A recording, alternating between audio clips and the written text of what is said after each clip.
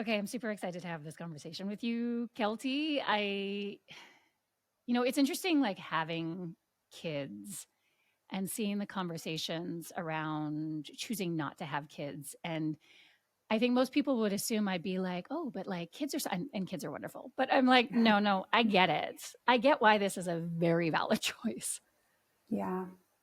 Yeah, I'm really excited to have this conversation. And interestingly, despite the fact we've known each other for so long, I don't think it's something the two of us have really discussed. So we'll learn some new things about each other, I'm sure. Yeah. And it's so funny because I remember when when I had my first, and almost by instinct, I started seeking out friends without children. Oh, interesting. Without Yeah. children.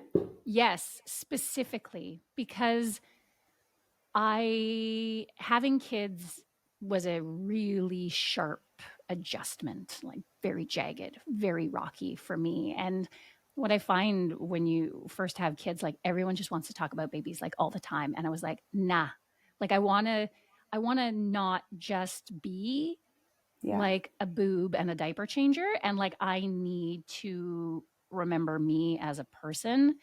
And yeah, I was so happy to talk about like anything but kids then. Yeah. Yeah. I mean, I can't relate in the sense that I don't have children, but I can appreciate that that must be like such a need that I think so many women have, so many people have. And I've certainly heard that from friends. It's like, just tell me anything. Like, let's have a change of scenery, a change of topic. Um, and it's interesting you say that because I have a lot of friends who have children. I have a number of friends who don't have kids. And I recognize that I think the common factor for most of my friends who do have kids is they do have lives outside their kids. And they're, we share certain values, certain interests. Of course, I respect and love the fact that they are doing the parenting thing and have a lot of admiration for that and want to know about their kids and their families. But likewise, it's not the only thing that I want to talk about either. So, yeah. Well, and it always comes back to this idea that like as humans that have uteruses, somehow like the ultimate expression of our personhood is to like quote unquote put that uterus to good use, which is like Yes. the most appalling mindset that is so woven into our society that like I can't believe that these conversations about consciously choosing not to have children like are Yeah. just starting to bubble to the forefront. Yeah. No, I totally agree. And I think, what's so exciting for me about this conversation that is happening more and more. And of course, since making this choice to be child free and starting to support people through this decision, you notice it more and more. It becomes more in your field of view. And of course, I think probably also the age that we're at has become, more relevant, being in, well, our 40s now, but 30s, 40s, and so forth. It's not something we were talking or thinking about when we were in our 20s, at least most of us. Although, how old were you when you had your first? I'm wondering. I was like 30, like just a hair before 31. Okay. All right. Yeah. So, but I think part of why I love this conversation and this topic so much is it's actually not even really about do I want kids or no kids? It's about how do I want to live my life and really being intentional. And I feel like this is the piece that has been missing for so long for obvious reasons. I mean, like societally, we didn't really have the luxury or the privilege to think about this, which I do want to say it is a privilege to be able to decide consciously, I do not want to have children. And likewise, wanting to have children does not always mean that you're going to be able to have children. So this is, I always tell people, if we have the opportunity to make this choice consciously, we should consider ourselves really lucky for being able to do so. But this is about more than kids or no kids. This is like, how do I want to work? How do I want to live? Like, what does a well-lived life look like? Because for a long time, it meant, the traditional nuclear family, mom, dad, 2.5 kids, white picket fence, a job with one company for eternity, mom's at home in the kitchen. Like that was kind of the status quo that wasn't questioned. Of course, that's evolved. Of course, it's evolved, substantially in the last, call it 50 to 75 years. But I think it's really only quite recently that we're starting to question that narrative even further of what a well-lived life looks like. I don't think I've ever really thought about it that way. Like the idea that we are, as opposed to just like going with the flow and like sort of what Yeah. is expected of us, that it is really about pausing and going, what do I want out of life? Like when I think Yeah. of all these conversations about like, choosing a career that maybe didn't make sense to your parents, for example, or choosing to live in a different way, like nomad life. You're like, I'm Yeah. just not going to put down roots. I'm just going to maybe live someplace for a year. And when that no longer works for me, I'm going to live. And that comes back to like a huge amount of privilege. Like being able to make these choices means you are financially stable enough. Hmm. You have the kind of work that can port that you can do in other places, but it is really, I maybe at this point in like human evolution where we're like, oh no, I do have choices, and like Yeah. I'm actually going to like take a beat and go, what do I really want? I mean, then the whole conversation becomes like, how the heck do you know what you want? I mean, this is what you do, this idea of like Yeah. being a clarity coach and helping people make those big decisions. But I think it's such an interesting conversation. Be like, oh, what do I want out of life? And like, how do I know? Like, how Yeah. how do you like throw the pasta on the wall and see what sticks? Yeah. Oh, it's such a good question. And there's so many ways we can explore this question. What do I want? Of course, we can look at life as a whole. What do I want? We can look at different realms, whether it concerns health, relationship, family or children, whatever that definition of family might be. And there's so many different factors that play into that. And I think it's almost impossible to entirely remove them. Like, I like to do these exercises with my clients sometimes where I'll literally get them to imagine they're in this bubble, sort of outside the influences, the opinions, the pressures of the outside world, because what other people are doing and what other people are saying exerts a massive influence. And having this sort of imaginary game of like, if it was just you, bearing in mind, of course, that life doesn't work like that. We know, of course, our choices have repercussions on other people. What would you choose? Even just sort of suspending our belief disbelief for a moment, it does sometimes help people kind of cut through. And of course, there's two different things. There's knowing what we want, and then there's deciding what we're going to do about it. And they're not always the same thing. Some people won't act on their desires, but I think first and foremost, we need to connect with what is that thing. And there's no one easy way of doing that. And I think it's going to be unique for each person. Um, but certainly trying through various means to try and like think outside the influences of other people, and to ask yourself, like, what did I see when I was growing up as normal? What was I told was the thing to do? We look, women as little girls are often told like, yeah, when you're a mummy someday, and here's your toy and your doll. And um, we may say, well, I don't know if I want that, or dolls or babies are yucky. I don't know. It's like, well, no, you'll change your mind when you get older. And it's like, it's not even just the things that people say, it's what we see. And so me, for example, I know I got to a certain point where when I was really grappling with this question of, do I want to have kids or not? I had to ask myself, did I have any sort of real example in my life of any kind of person? In my case, thinking about being a heterosexual woman, did I see other heterosexual women not having kids? I was stumped, and I was talking to my mom one day. I was like, did we know anybody who didn't have kids? Like any women, relatives, friends, neighbors? And she said, I had one aunt. I think it was an aunt, your great aunt. She wasn't able to have children, and so. But I'm like, one great aunt I hardly knew. That is the only person up through my whole childhood, teens, 20s, 30s, that I've had as an example. Like, it's no wonder that we're often unable to see beyond what we know. I mean, how could we, right? Yeah. And it's so funny that you said that, because I was just, like in the permanent scroll, I saw, another big lifestyle podcaster mentioned, like, how do you know what you want to do? And the advice from the expert was, go back to when you were 10 years old. Hmm. What did you love? What did you imagine yourself doing? And part of me was like, I get that.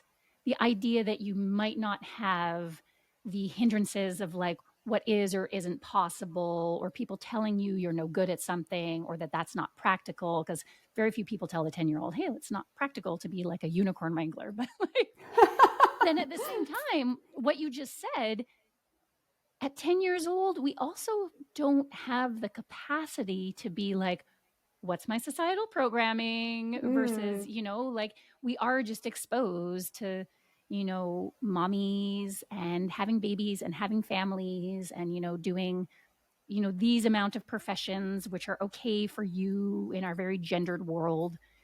Yeah. So it's like part of me is like, okay, so go back and think about what it feels like to be unencumbered by this is realistic or not realistic. But at the same time, I feel like as an adult living in this time where we're like, there are other choices, you also need to strip away a lot of that sort of childhood programming of like, this is okay, this is normal, this isn't normal. Yeah. Yeah, I agree. And I think, that can be potentially helpful to go back, and it can be helpful to try and like remove or figure out what those influences are.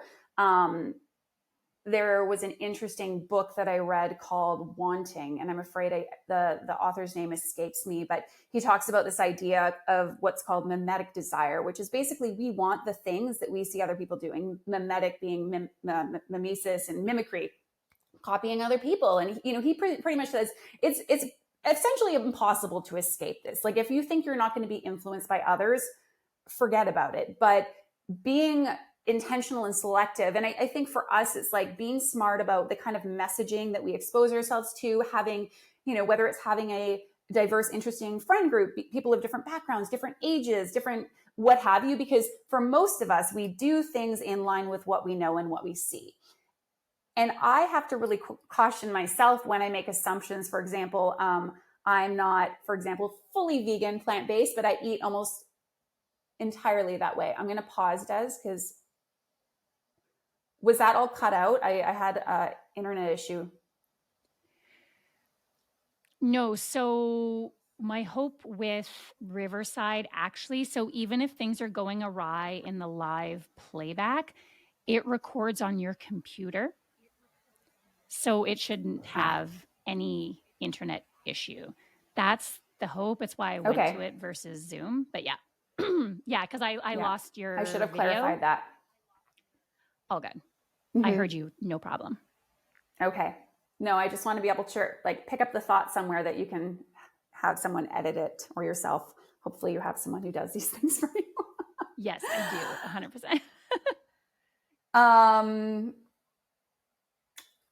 I know I have to caution myself. For example, I eat a predominantly plant-based diet, and a lot of my friends eat a predominantly plant-based diet. And it's easy to think, based on the products that we're buying, what we're noticing and seeing in the stores, okay, there's this like huge surge, even here in Germany, like meat capital of the world, if you will, of plant-based choices. It's just exploded in the last few years. Of course, it's become more commonplace in restaurants. And like, so I see evidence around me, but I have to remind myself, and I'm often reminded when I go to other cities or countries, and it's like, can I have an oat milk latte? And they look at me like I have a hole in my head, when you talk to other people and they're like, what do you mean you eat vegan? That's, that's so bizarre. What do you eat? And so I think we have to be cognizant that, yeah, our point of reference, our experiences are so very largely informing what we deem to be normal. And to know that for other people, that's going to be totally abnormal, regardless of what we're talking about, right?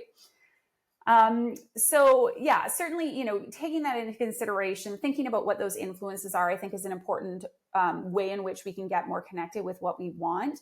I also think really observing our like somatic physical sensations, looking at what our body is telling us when we think about making certain choices. And I know for me, that is something that I largely ignored through this journey of trying to decide whether or not I want kids. I certainly had physical cues and feelings inside of me, whether it's like a tightness or whether it's a feeling of anxiety when I thought about, certain future scenarios for myself. But I basically just dismissed that.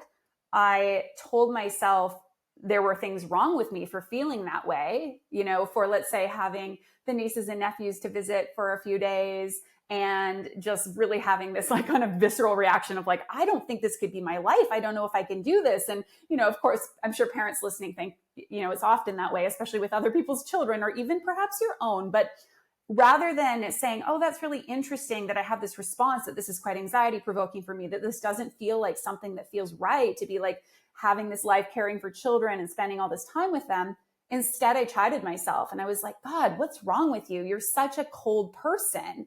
How can you feel this way? These are great kids. And so I think a lot of times with this question, it's not so much as, and not just around do I want kids or not, but this question of what do I want, it's not so much just connecting with what we want, but it's allowing ourselves to want it. It's giving ourselves permission to say, it's okay if I feel this way. It's okay if I don't want what other people have. It's okay if I want to take a different path in life. And that comes so much from this place of lack that we are instructed to feel in our society. Like so many of the things, and both in terms of how we're opening up to all of these possibilities and really taking the opportunity to go like, wow, like what do I want to do with this life when there are so many beautiful possibilities available to us. I also think there's this super sinister thing in society that is like, this is how you will behave. This is how you will be like a little productivity unit in the cog for someone else's fortune. And when you sort of step outside, we do sort of say, what is wrong with us?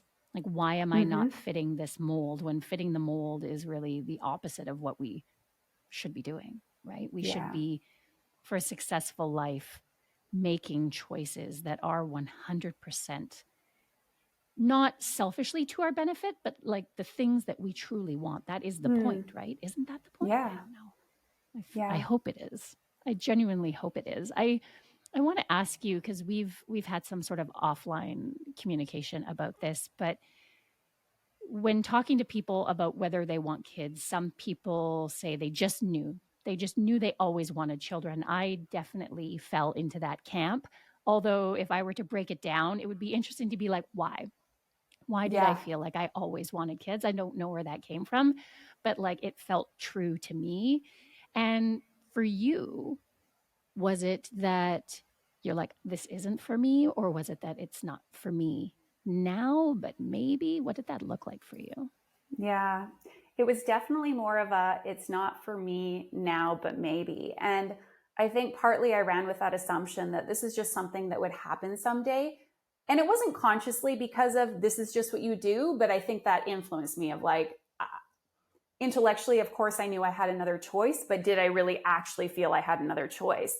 And so I spent a long time feeling like I just wasn't quite ready yet, and that maybe in a year, in a few years, like when I had done other things, when I felt ready, that then I would want to have kids. And, you know, I certainly appreciate, just like any big change and shift in life, like you're never going to feel 100% ready. And I know that's the sentiment I've had a lot of parents share with me, like, gosh, I don't know if you're ever going to feel fully ready.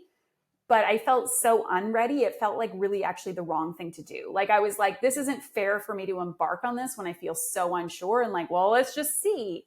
You know, I have been in a relationship with my husband for 14 years this month, and we were serious very early on, where conversations revolved around future life. You know, we would talk hypothetically, like when we have kids. I know I had a list in my phone of names for a long time, mostly because I like names. Like unfortunately, it got lost when I broke my old iPhone. I'm like, oh, I kind of want my name collection. It was like this weird thing that I like to gather as interesting names. But the assumption was like, yes, at some point, but I kept pushing it back. And I became so obsessive with it that at a certain point in my early 30s, I said, I'm just going to wait until I'm 35, because I'm not sure if it was just me, but I think a lot of women are told, okay, 35 is sort of this mark where your fertility then, like, I don't know, somebody flips the switch and all of a sudden it starts to wane. So I thought, okay, if I can wait till around 35, and 35 seemed like a reasonable age that I could still potentially, you know, provided I was able to have one or two children. And so I kind of put it on the back burner. And then of course 35 came and I thought, I still don't know what I want. And it was, I have to say, probably the most tumultuous, difficult decision I've made. It was a very lonely process. It was something I discussed with virtually no one. You know, I'm grateful that I felt that I had very little pressure from outside people and friends. But of course, people ask you, like, are you going to have children? Or what about you and Chris? Are you going to have kids? And I think my answer was usually, yeah, maybe someday. Like, I'm not sure. I think I probably just told them that, but I assumed I would just sort of figure it out. And this narrative of you'll just know is one that I don't think it's dishonest, because I think for some people there is that innate knowing. And as you mentioned, of course, there's different factors that play into that. But I had and probably still have a lot of jealousy for people on both sides of the coin, people who just knew they didn't want to become parents and just knew that they really did. And for me, I was like, I don't know, I kind of see merits to both. I'm sure it would be a really interesting, challenging, but life enriching, beautiful thing to have a child or children. And I also really don't know if it's for me. So I mean, to answer your question, no, I was not clear. This is something I grappled with for a really long time. And it was only as I started to approach my 40s, probably when I was around 37, after moving from Vancouver to Munich, Germany, that I sort of thought, right, I've got to sort this out. And I started working with a coach. Interesting. It was, and maybe this is a tell, but when I found out she had a child quite late in life, call it like her late 40s, almost close to 50, I was like, oh, I had this kind of sinking feeling like, you too. It almost was like, is it this inevitability that I will just change my mind? Because I felt like I sort of had so many people do this 180 where it's like, I'm not going to. Guess what? We're having a baby. And I'm like, no. So I was working with a coach, and one thing that really helped me, and this is what I would encourage people, if there's anything you're sort of like curious about, maybe pursuing something that goes against the grain of what you've had a lot of examples for in your life. And in this case, of course, for me, it was like this idea that I could remain child-free and I could choose that child-free life actively, is to explore communities and connect yourself with people who are making that choice or those choices that you're wondering about. I think oftentimes we're a little bit reluctant to like put ourselves into certain camps when maybe we're not quite there yet. Like, you probably see this in your work, for example, with the plant-based thing. It's like, well, I'm not actually fully a vegan. So is it okay if I'm part of your group, or that I follow along or listen to the podcast or make the recipes? And fully, I'm sure there's gatekeepers in your community like there are in all, and there are child-free communities, as they're called. And I just want to make a sort of like denotation, I think is the right word, between when we use the term child-free, this is the term that's now being embraced by people who have actively chosen not to have children. The term childless, which I can't speak for that as far as not being one. I don't love the word, because I think it really has this connotation, of course, of loss of being less than. But these are people who have wanted to have children but been unable to for various reasons, like perhaps infertility or not having found a partner they want to have children with, what have you, health reasons, they maybe aren't able to conceive. So we call it childless and child-free, but amongst this child-free set, there are communities that are very much like, if you're a fence sitter, as they so lovingly call them, you're not welcome here. And then there's communities, and I'll give a shout out to the community We Are Child Free, which has an incredible presence on Instagram, and they have a community of membership for people as well. They're very welcoming of people who are unsure, people who are childless or don't have kids through circumstance. And through listening through this incredible both they have written stories. The founder of We Are Child Free, Zoe Noble, is a photographer. So reading these stories, seeing the beautiful imagery, celebrating child-free people's lives, and also listening to podcast episodes, I started to feel like I could identify. I was like, oh, there's other people out there who are doing this, and they're leading really interesting lives, and they actually seem pretty happy. And they're talking about things like familial pressures and regret, and how they came to this choice. And for me, it really helped provide, I guess, like, a pillar to hold on to during the storm I was going through. And I think it also helped me lean into the choice, because I don't feel like there was any moment where I could snap my fingers and say, yes, that is when I definitively decided. It has been using Sheryl Sandberg's term in a different sense, I leaned in. I leaned into this idea of a child-free life, and I've progressively moved myself more and more confidently towards saying, yes, I have chosen to be child-free, and this is my choice.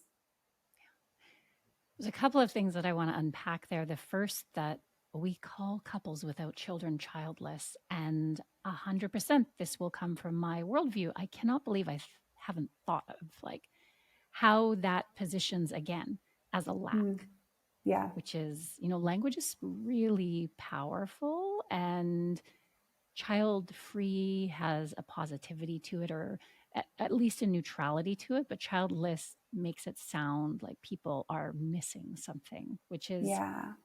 a super harmful assumption to make. My gosh. Like, and the other thing that I wanted to pull out of that is there are decisions we make where we choose one thing or the other. And in engaging with it, we become sort of like, okay, I'm in this thing and I get it.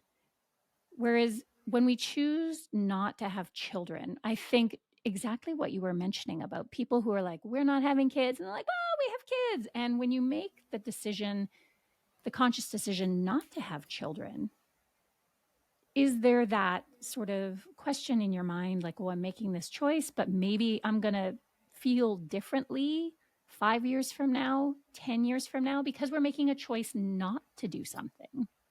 Yeah. How do you sort of grapple with what is an unknown condition versus choosing Yeah. to do something where it becomes a known condition? Yeah.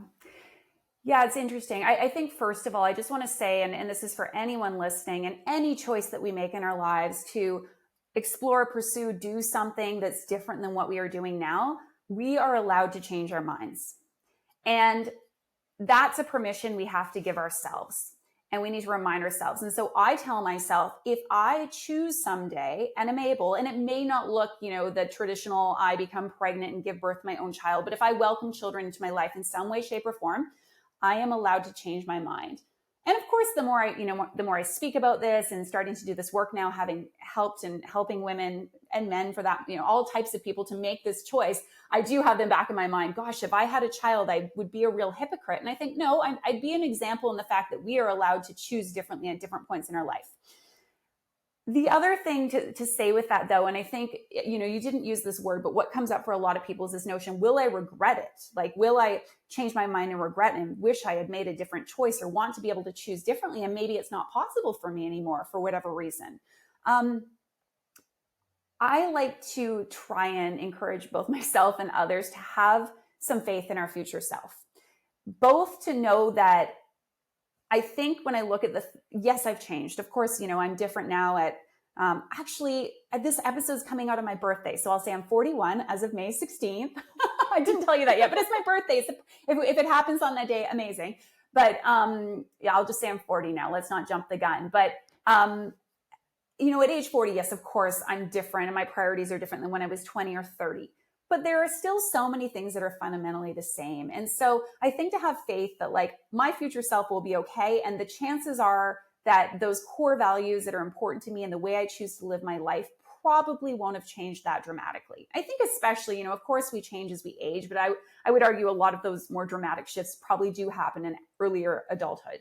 The other thing to say is, like, to have faith in your future self that you'll also be okay. Like, life, I think part of the reason we struggle with this choice is because we want to make the perfect choice and we don't want to have any sort of stress or pain or grief. We want to make the choice that will allow us not to have any negative experience or suffering. And I just don't believe that can be true. I'm sure you can tell me motherhood has been filled with, I'm sure, immense suffering and also great fulfillment and beauty and joy. And so for me, if I want to make this choice and say, I will never regret my choice, I will never look back, I will never experience the grief at not being able to hold my newborn baby and to breastfeed that child, these things that I think would be hopefully very beautiful to do, should I be able, I just don't think it's necessarily realistic for most people. Now, of course, again, and I always find this really interesting, people who say, I have never once looked back. There's nothing about that appeals. That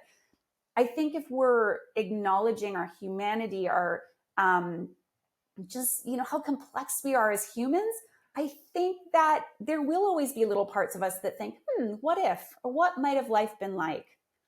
I imagine the day specifically when friends like yourself have grandkids, like that's gonna be really special. My mom became a grandma in the last few months, and like, wow, what a special, incredible thing. And I'm sure I'll be like super jealous, but I'm going to be great auntie and I hope to be in those kids' lives. And so, I think it's something I worry about less and less.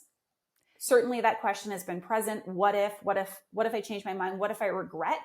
But I think consciously, day by day, making the right choices for myself will hopefully help buffer or protect me from too many of those feelings.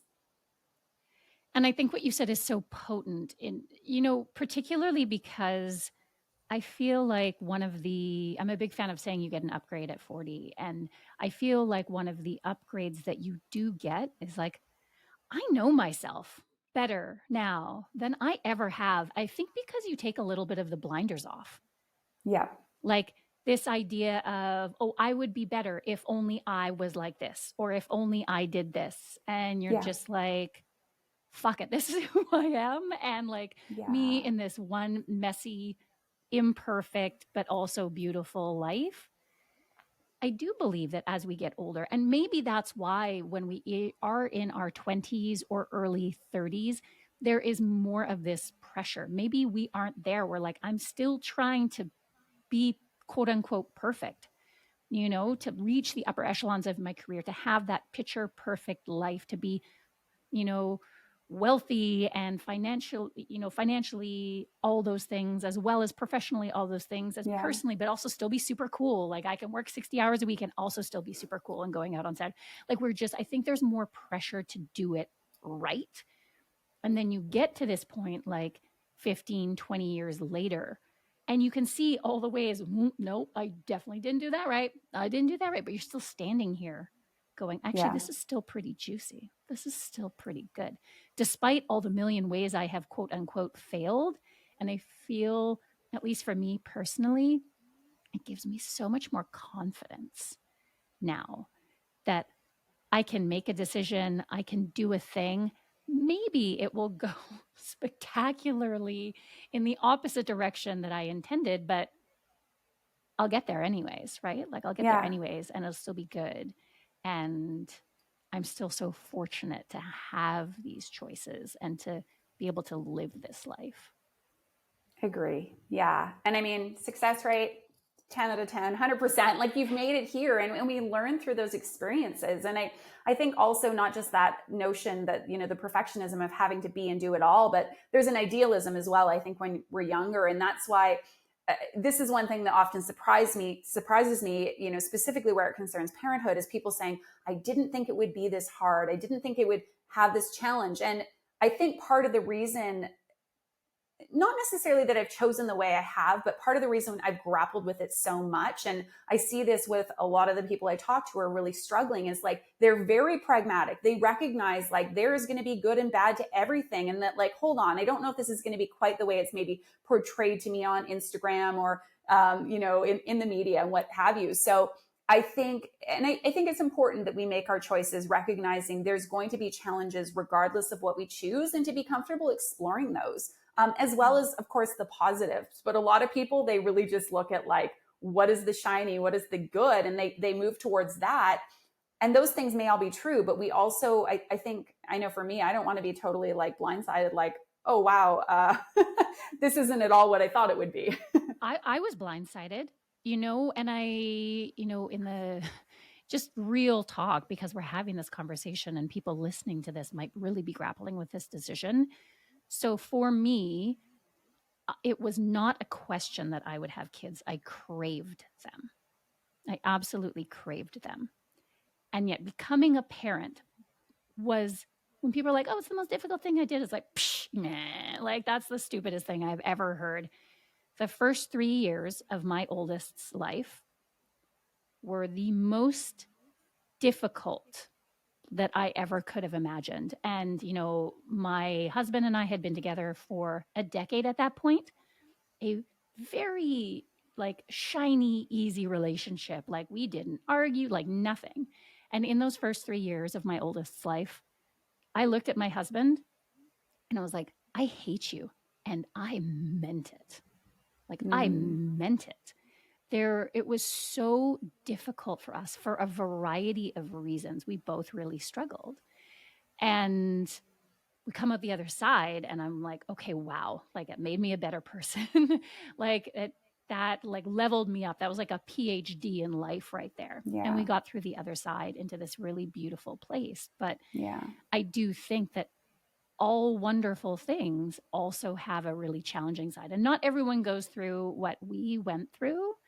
But yes, like I both love my children with 175% of my being, like in my bones, and recognize that if I hadn't craved them the way that I did, experiencing this hardship might have been game over for me, like, so I understand why people want children. I also feel like I understand why people don't.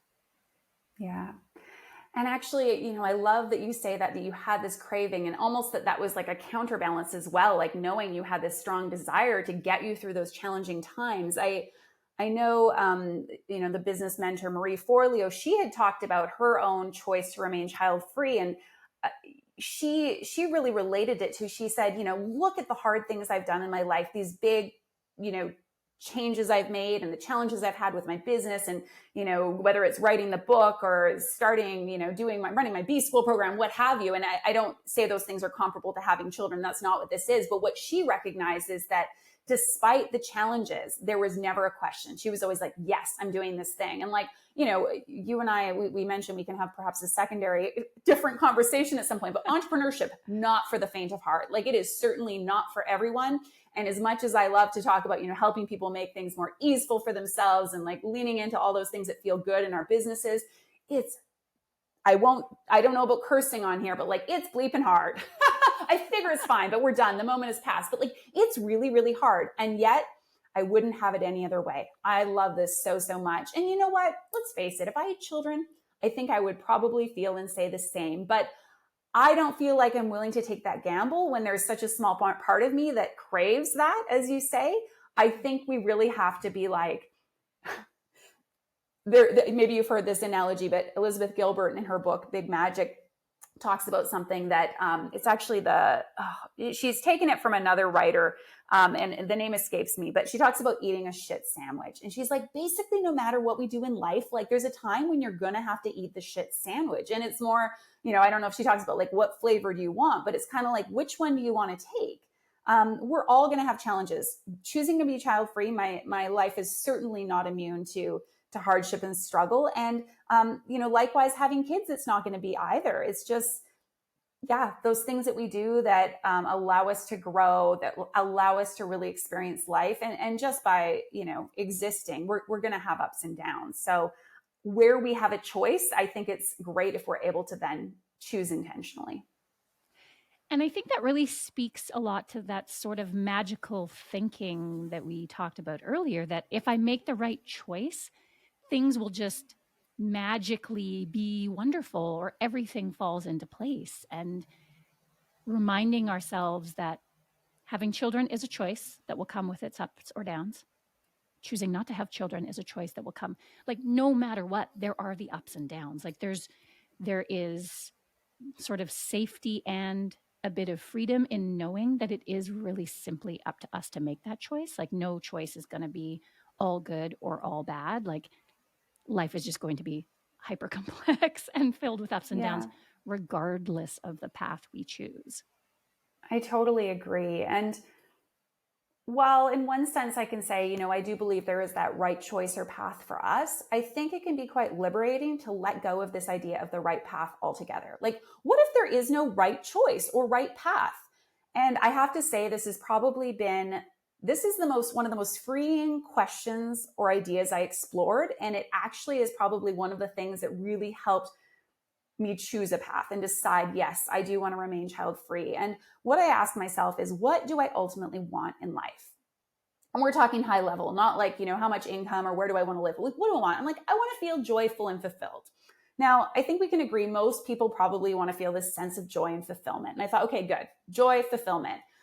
I thought to myself, do I believe that I can feel joyful and fulfilled being child-free? And I thought, I'm doing it now. I have a great deal of joy and fulfillment in my life. Yes, I believe that to be true. There will be ups and downs, but I think I can continue to feel these ways as I age. I asked myself, do I believe that I can feel joyful and fulfilled being a mom? And I thought, well, as much as there, are certainly various things that are making me think it's not the path for me, if I became a mother, I also think I could be joyful and fulfilled, because certainly that experience would have a lot of really beautiful things about it. And even if I, hated every minute, let's just assume I'm the kind of person, I have enough trust in myself and who I am, that I would still find joy in that. I would find eventual fulfillment in it, because that is how I choose to live. It is a choice I make. And so I get goosebumps now. Having this in my mind, I can feel joyful and fulfilled in either case. I was like, okay, I now felt like this new freedom to make the choice. And, people might be listening thinking, okay, but then like, how did you decide what to do? Because you realize that both can be good. Then I really looked at, what are my preferences, my desires, my needs? What do I think is going to suit me best when I look at like the next 5, 10, 15, 20 years of my life? And I recognized that looking inside, that sort of like those somatic sensations that I experience, looking at my various ambitions, looking at my relationship, looking at my living situation, looking at the world, all these different things, I think for me, the path is going to be to remain child free. But man, knowing that like you are not going to be burdened by either choice, it's such an incredible thing. Yeah. Well, let's talk about partnership for a moment, Yeah. because while some people may make this decision on their own, I think many more people are making this decision with a partner, with a spouse. And so, there's like a new complexity there. Not Yeah. only are both of you making this choice for yourself, but you're also making this choice in relationship to the other person. Like what was that like for you? Yeah. And that is such a juicy question. And yeah, I would love to speak to what that was like for me personally, and maybe offer a few thoughts on how this could apply to other people. But I think it is a personal question. People may ask, and it's interesting. I was on an Instagram account for a child-free community, and there was somebody had made reference to having kids because their partner had wanted kids. And what this community had said, sort of their stance was like, both people 100% want to have kids. And I thought, yeah, in a perfect world, but I don't know. I've got thoughts on that. And I think this is something we have to ask ourselves, how much is certainty enough for us? Are we comfortable with that? Are we going in with our eyes wide open saying, okay, I'm a 99% and they're a 75. Like, can I be okay with what that may mean? But I thought, okay, that's really interesting. I'm such a person. Like, I'm like, is there 100% in anything? I don't know. So I don't want to say that was bad advice, but it left me with a bit of a question mark. Okay, what do I think? Now, for myself, I mentioned, my partner and I, we've been together for 14 years now. Certainly when we met, Chris is fantastic with kids. I mean, he's a great guy. He's got a whole slew of nieces and nephews. And I think part of what makes it challenging in a sense is like, he would be an incredible dad. I have zero question in my mind. And I think that's something that we oftentimes, we have a desire to see our partner parent in that way. That said, from the beginning, it was more like an assumptive thing. And I think I would agree with people who say it's important to talk about this when you get into partnership with someone. What do you think? What do you want? And I think for both of us, it was always like the thing we'll probably do at some point, but there was never a definitive, and it definitely wasn't a firm like, okay, when we're both this age or on this date, we're going to do this. I consider myself really fortunate because Chris likewise was ambivalent. He was like, yeah, I don't know. Like he said, it's nothing I've really like thought a ton about becoming a father, but similarly, probably just thought eventually it was something I would do.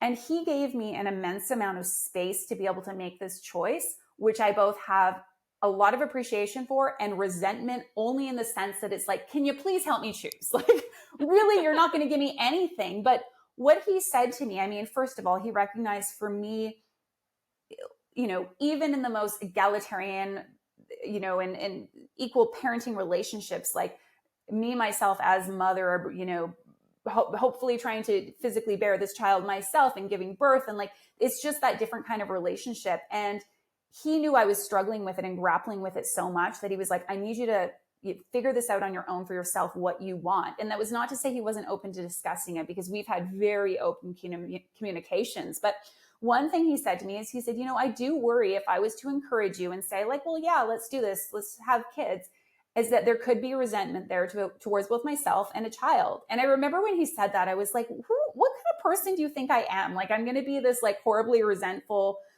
and by the way, if you feel resentful towards your children or parenthood, you're not a horrible person. But my thinking was like, what do you think I'm going to be? And I think there was some truth in that I don't think it would have been the right thing for him to like exert pressure either way, or likewise to say like, yeah, let's just not do it. And for me to wonder, is that my choice? Is that what I wanted to do? So he gave me a lot of space. I had discussions certainly with other people, did a lot of journaling, self-exploration, but it's something we have continued to talk about. And there's been a lot of like, are you sure that you really don't want to have kids? Or are you just saying you don't really care because, like hypotheticals, like if we split up and you remarried, do you think you'd want to do it? But I think it is important as best as possible, both to make that separate choice, to have communication in your relationship, your partnership, of course.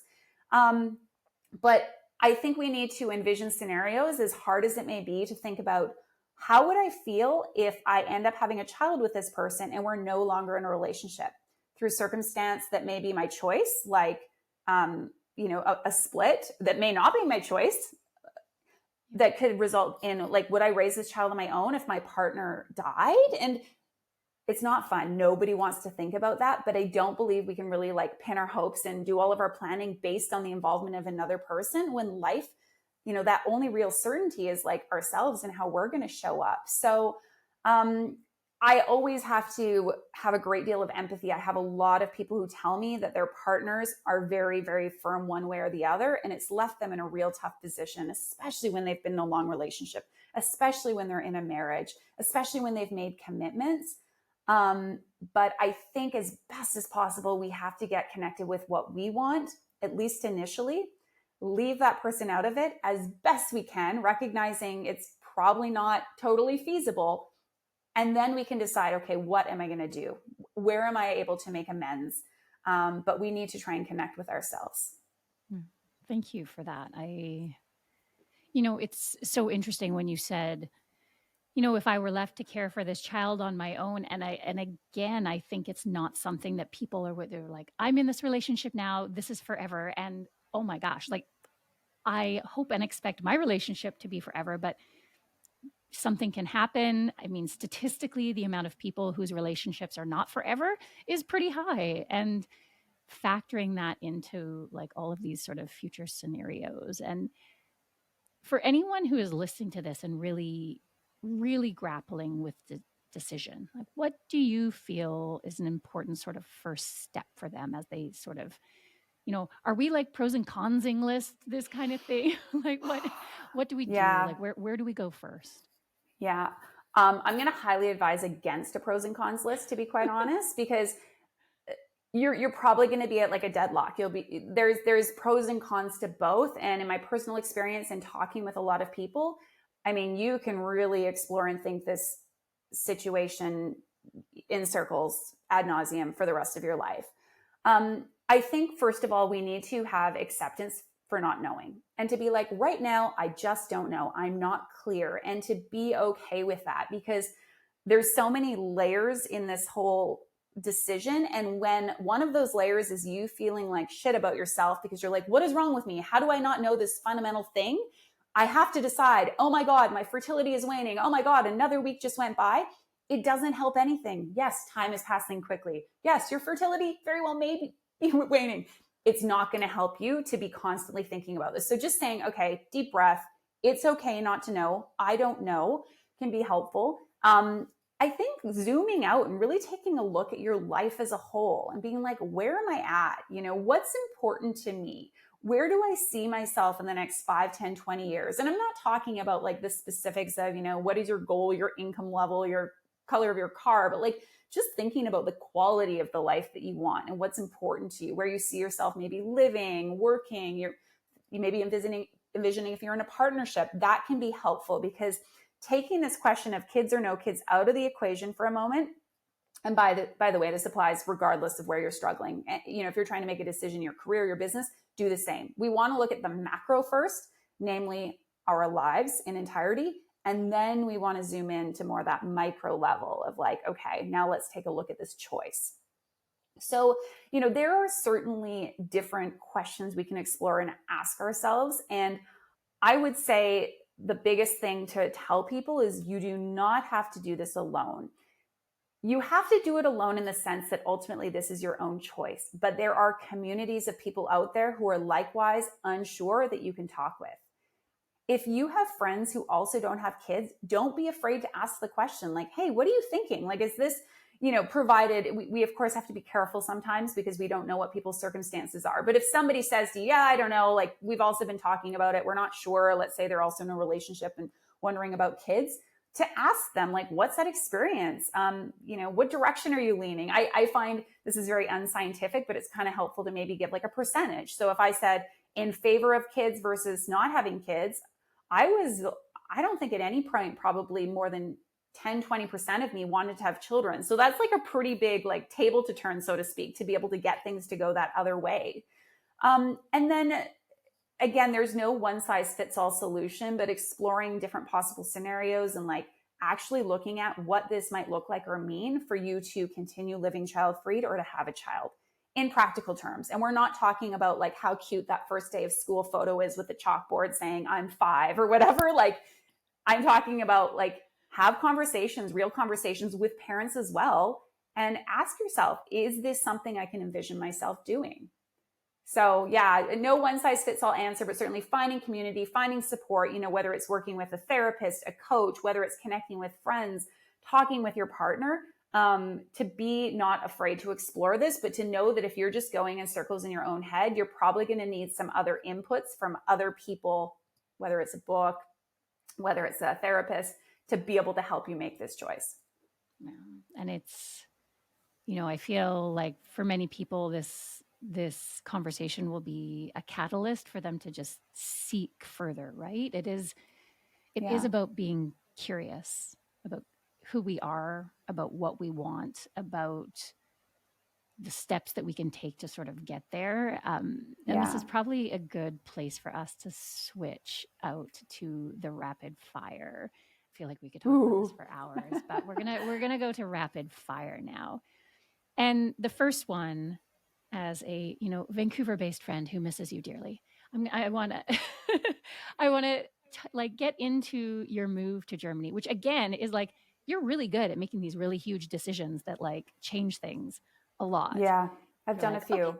Yeah, you're like, okay, I've been like a BC girl, and now I'm going to move to Germany. What is the thing that surprised you most about living in Germany? Like, is it a culture shock thing or like whatever?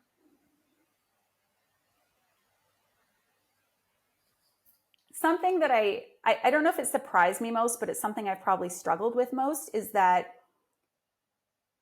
as you know, Desiree, and as people listening may gather, I'm a very open, expressive, sort of extroverted personality, if you will. I think I'm an introvert at heart, but I tend to be pretty gregarious. And so for me, living somewhere like Vancouver, which, people consider to be no fun, totally unfriendly city, that was not my experience, I have to say. But I can go into a coffee shop and be like, hey, how's it going? Oh my gosh, it's so nice outside today. And like, oh, cool, you're carrying macadamia nut milk. Like, do you guys make that? And have this nice conversation. People call it small talk. We can call it what we like. Here in Germany, it's not really a thing. And even more than that, there's a suspicion that it's insincere, that it's kind of unnecessary. There's a lot more like perfunctory conversation where it's like, what would you like? Why don't you just tell me your drink order? Suspicion, confusion. My husband, Chris, said he really loves this about me because he's like, you just don't care and you show up as yourself and you're asking people questions and, you're in the restaurant, the classic question. I think a lot of us do this in the cities we live in North America. Like, what do you recommend? What do you like? Here, the server often looks at you like, me? What do I like? Like, why are you asking me my opinion? Pick something from the menu. So that being said, I feel like I've sort of infused this city, my neighborhood, with this like North American sort of behavior, if you will, of like making small talk, chatting with strangers. And I've definitely been affronted a few times where I'm like, wow, people are not nice. What's going on?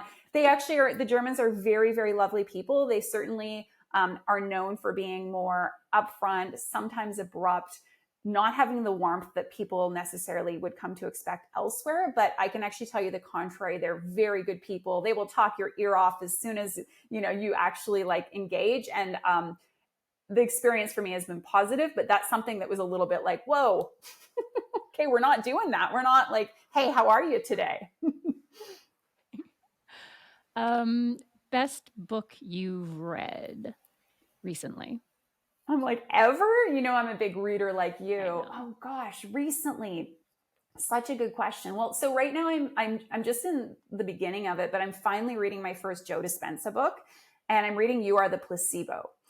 And this one is like really blowing my mind. I mean, a lot of us know about placebo effect and its power and how it can show up in our lives. And a lot of us, we also see it as a negative thing. Like, well, it's just the placebo effect. But the placebo effect means quite literally your body is using what they say is like their own sort of pharmacology, inner pharmacy, to be able to physiologically change things about us. You know this. And so that to me is very interesting. It's like this being able to, and I'm excited to read more, but like, how do we tap into our body's own wisdom to actually make real changes? Not just like, oh yeah, I feel better because I took this pretend pill, but without the placebo pill, how can I affect those kind of changes as if I would have, taken the medication, so to speak? Amazing. So somehow I've never heard of this person. This book sounds really Oh interesting. my I know. gosh. I'm putting it on Okay. my list now. No, that's fine. Yeah. So Joe Dispenza, Dr. Joe Dispenza, he's one of these. I don't know how to describe him aside from his story in very brief is he had I believe it was motorbike accident when he was 20 something. They pretty much said, you're not going to walk again. You need to have the surgery. And he, through, and I, being a skeptical scientific mind myself, I'm like, right, okay. Like through basically doing all this visualization, he has entirely healed himself. And he now teaches people to tap into sort of, this whole thing that you hear people talking about, like the quantum field and quantum potential. And I think it's stuff that you would find really interesting, though. He has quite a few interesting books, and he does apparently really amazing live in-person events that I know people have attended, and they've just been like life and game changing. So lots of meditation, Okay. really tapping into like the other things that are out there Okay. and I'm so within us. curious. Okay. Yeah. The other Not one rapid fire, by the way. Sorry, Desiree. I know it's like kind of rapid. It's like whatever. It's more just like the getting to know you phase of the podcast. The other thing that I have to say that I watch from afar on Instagram because you live in Germany is that you get to do all of this incredible traveling. Like you just came back from this like epic trip to South Africa. And so given that the world seems to be at your disposal in an excellent airline hub, like where would you like to go next? What's next on your bucket list? Well, that's a good question. So, like, big bucket list, we're hoping because we're such avid hikers to do a trip to Patagonia in the next year. And so, yes, very excited that. I have not been to South nor Central America. So yeah, excited about that. That would be the next big trip as it happens. And, I recognize a lot of privilege. It certainly is still an expenditure for Chris and I to do these things, but my husband's in Madrid next week for work, so I'm going to go with. A friend of mine's here, and she's going to be in Croatia, and she has an extra room. So she's like, just book a flight, come stay. And as probably a lot of listeners know, it's very much more affordable flying within Europe. You can also get around by train, car. We're going to be in Berlin to go see Wu-Tang Clan and Nas in early June, which should be really cool. We are super fortunate, and certainly that's one of the benefits of not having children. We have extra income, and we choose to really put our investment into experiences versus things. But yeah, lots of smaller trips. I'll be in Canada in July, Desiree. I shouldn't say this publicly. No one else call me. I'm busy. But yeah, certainly trips around Europe are a pretty regular thing. But I look forward to exploring a new continent again soon. That's so exciting. Patagonia has definitely been on my bucket list for a while, but it is and interesting. Like I feel like it is still so much more affordable to travel within Europe, and here in North America, it's gotten so expensive. Like I just paid $2,000 to fly to Georgia. What? I mean, I didn't, a client did, but Yeah. like it does blow me away how expensive travel is getting here. And so I'd look longingly at Europe and be like, well, you could go so many places. They're so close.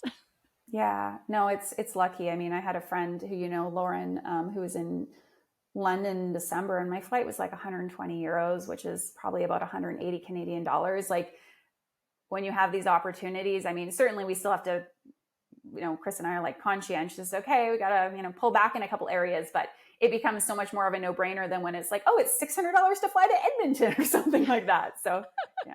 Yeah. Anyone from America listening to this podcast, like Vancouver to Edmonton is like not an exciting trip. 1 hour by plane as well, maybe? Yeah. 1 hour. 1 hour. And it's like $600 or more. Yeah. I don't know if it actually costs that much, but it certainly can be. Probably yeah, probably does. Okay. Friday night, do you go out or do you cook something? Yeah, I think we often stay in Fridays just because things get a little bit hectic. We have this tendency to think Friday we'll wrap up work early and suddenly it's 7 p.m.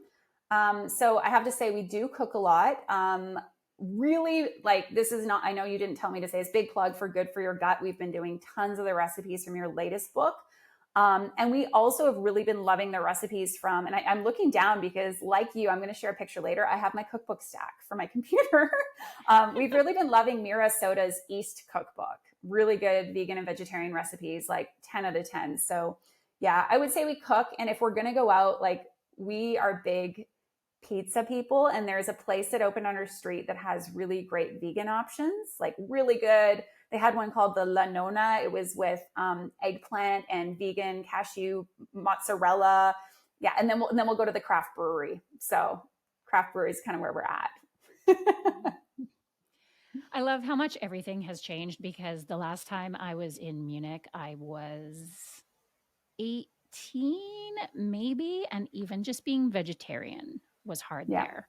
It meant that I ate bread with cheese 3 meals a day, which, I mean, delicious, but it's so cool, like, that even in a really sort of meat-heavy culinary culture, like Germany, like, that there's just so many plant things. Okay, last one. I want to wrap up with one more piece of free advice from you, and it is that if someone has a huge decision to make, they are thinking about changing careers. They are thinking about moving cities. They are thinking about whether or not to have children.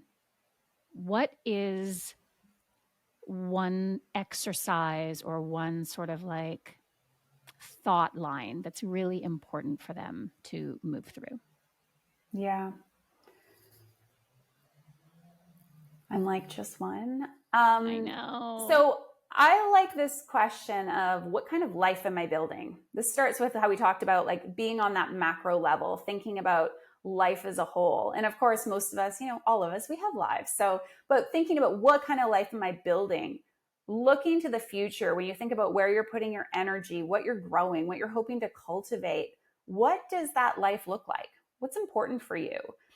And it's a simple exercise in a sense, and it's complex and complicated in other ways. But what we can then do is we can start to really situate and place our choices within that greater context of our lives. And I'm going to give you an example that really like resonated and stuck out with me. And this was one of the first conversations I had when I first started doing clarity coaching with people. But I was speaking with this woman who had a sustainable clothing line, was being produced in developing countries, working with women, helping them, with, income in their communities, really, really cool initiative. And she said to me, I'm thinking about opening a physical brick and mortar store.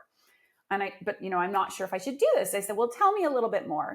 What do you envision? What's important to you? Why do you like this work so much? She said, well, I love being able to travel and go to these places. I love working with these women, supporting their communities. She told me about her life. And I said, okay, so do you envision yourself having a physical place of business that you need to go to 5 to 6 days a week, most weeks of the year? And she was like, well, I don't know if I would actually like that. I said, okay, so do you see yourself managing a team of people who would then be doing that in place of you if you're not going to be there?